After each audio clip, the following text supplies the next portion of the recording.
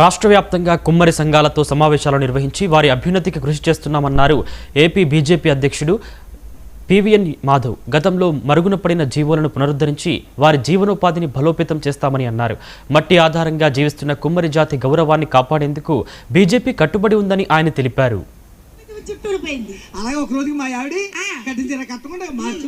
శాలివాహన్ అంటే ముఖ్యంగా తెలుగు వాళ్ళకి ఏదైతే మన యొక్క పంచాంగం ఉందో శాలివాహన శకంతో ప్రారంభమవుతుంది. ఆ విధంగా మన యొక్క గణనం అంతా కూడా శాలివాహన్ యొక్క ఏదైతే చరిత్ర ఉందో ఆ చరిత్ర ప్రారంభమవుతుంది. ఆ విధంగా శాలివాహనుడు ఒక కుమ్మరి కులానికి సంబంధించిన వ్యక్తిగా ఆయన ఆ జాతికి చేసిన మేలు ఏదైతే ఉందో, నేటి కుమ్మరి కులం ఏదైతే ఉందో, జాతి ఏదైతే ఉందో ఆ జాతి యొక్క ఉనికి బట్టి ఆ యొక్క ఉనికి ద్వారా మన సంస్కృతి వికసించిందనే విషయాన్ని ప్రజలందరూ కూడా తప్పనిసరిగా తెలుసుకోవాలి. కుమ్మరి వాళ్ళు అంటే కేవలం ఏదో మట్టి పాత్రలు తయారు చేసే వ్యక్తులుగా మనం భావించకూడదు.